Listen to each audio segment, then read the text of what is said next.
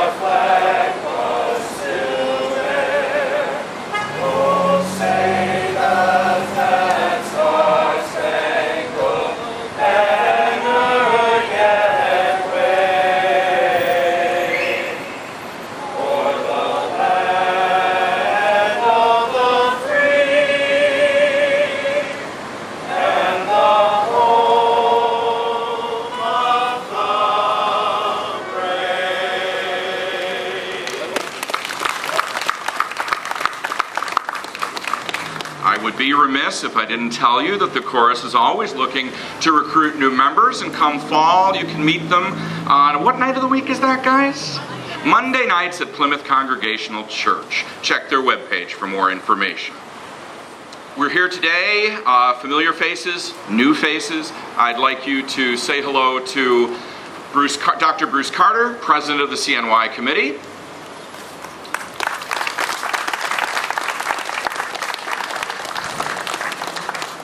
And I'd like to introduce at this time something that several people have been waiting for, and that is the announcement of our Grand Marshals in this year's Pride Parade.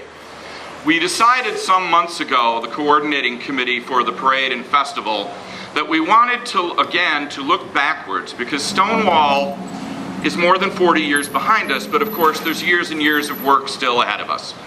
And so we asked several pioneers who were here at the beginning. You know, it's quite remarkable. If you look in our Pride Guide, there's a picture of St. Paul's Cathedral with a pride flag flying. An inconceivable thought when these people began their work for our equality more than 40 years ago. First, I would like to introduce Harry Freeman Jones and Henry Yokel. And we have a small gift for you if you just head this way. Harry's historic contribution was a marriage ceremony in Boston that caught national attention in 1971? 71 plus 2. And he's been at it ever since. And this couple is the first of our Grand Marshals this year. They are joined by Karen Salzgiver and Bonnie Strunk. In 1975, Bonnie Strunk helped to write new case law that protected the adoptive parental rights of lesbians and later of gay men. We owe a great deal of debt to her professional battle on our behalf. Finally, and this is rather unique, Joel Rinne has been at or organizing almost every event imaginable since the early 70s. He was usually known to us with his late partner, Earl Colvin, but Joel is here today, and I'm sure that Earl is here as well in spirit, and we thank all three of these couples for their multitude of contributions that have bettered all of our lives.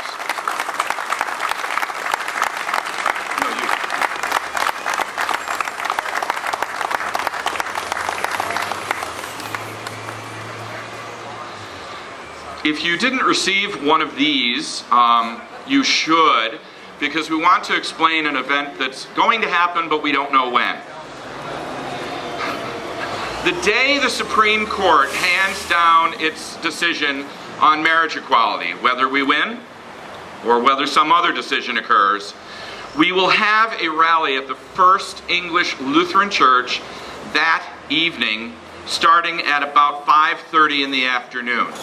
Please stick this somewhere where you won't forget it, mark it on your calendar, and drag your whole family and friends with you.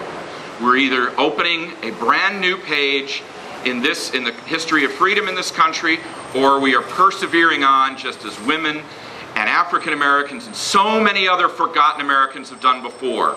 We don't know which it is. We know what we hope, and we look forward to seeing you at First English Lutheran the day of the decision. Dr. Carter is here, and he's going to make just a few remarks as well.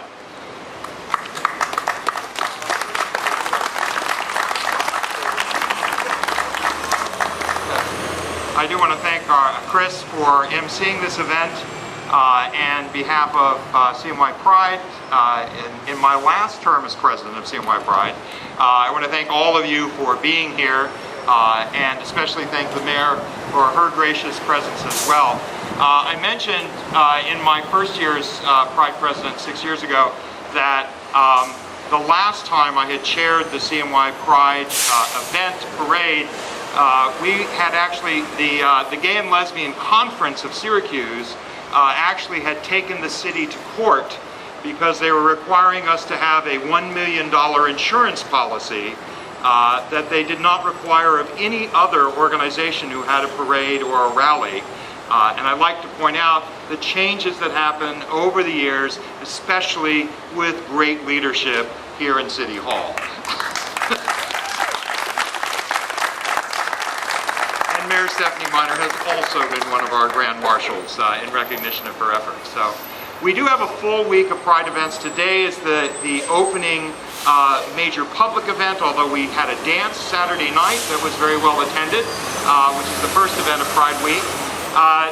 Today, after the flag raising, you have the day off, but we hope that you'll go around and mention the marriage equality rally to others. You have a brochure if you need more. I know that Bonnie has extras that we'll be happy to pass out so that we can encourage a large crowd. Unfortunately, as Chris mentioned, we don't know when the decision will occur, but we will be sending out announcements both on the Pride webpage and on the Fair webpage, and Bonnie has a webpage, so stuff will go out. Look for things on that particular day, whenever it may be. It will not be today. It could be Wednesday or Thursday. It could be, Bonnie was saying she thinks probably next week, but there are a number of other decisions that will be made, so we really don't know when that particular decision will be coming out. So watch for it, and please attend. The rally will be held in the after work hours on whatever day the announcement is made. Tomorrow night we have our interfaith service. Representatives, ministers, rabbis, imams from more than 20 religious congregations in the city of Syracuse will be convening a service at 7 p.m. in First English Lutheran Church on the corner of James and Townsend Street. The event is of course free, and we encourage everyone to attend. It's been a wonderful event every year. To the best of my knowledge, the Syracuse Community Chorus is singing. Is that right? I'm looking at Donna. No, I don't know. But it's been a wonderful event, and we'll see. Somebody's likely to sing. I'll sing if nobody else does so. And there will be other singers who will be there as well. So, on Wednesday night, we have our film at Art Rage. That starts at 7 p.m. Admission is free, but we request a $5 donation to help cover the cost of the film. Then Thursday and Friday night, as it says in the Pride Guide, you are free to do whatever you would like to do to celebrate Pride. Go to the different bars, attend other kinds of events. But on Saturday is when we have the Pride Parade and Festival. Beginning at 11 o'clock, the parade steps off. The festival is in the Syracuse Inner Harbor. We hope to see all of you there for a joyous day of celebration. This is a time that we celebrate every year, and we have a bit of anxiety wondering what the Supreme Court will do, but we are lucky to live in a state where the lives of gays, lesbians, bisexuals are protected. We still lack transgender protection in this state. but we're better off than a whole variety of other states. And I hope that none of us will become complacent about our having rights that are not rights recognized in other people. And I want to emphasize that notion of recognition. These are not rights that anyone is going to give us. These are rights that we have, and they need to be recognized. I do not know what theocratic nightmare has created this particular environment where some people feel they can deprive other people of their basic human rights. But that is the world in which we live. And the only way to change this is through activism. And for those of you who don't want to be quite as active, through voting. You need to contact your legislators, you need to contact senators, representatives, state representatives and state senators, and let them know that you are citizens of this state, that you are citizens of this country, and that it is immoral for the government to actually discriminate against its own citizens.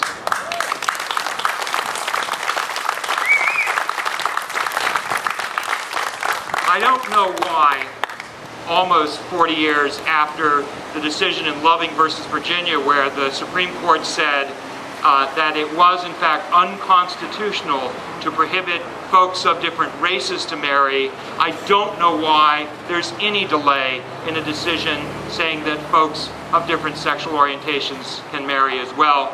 But this is a matter of equality and not a matter of special rights.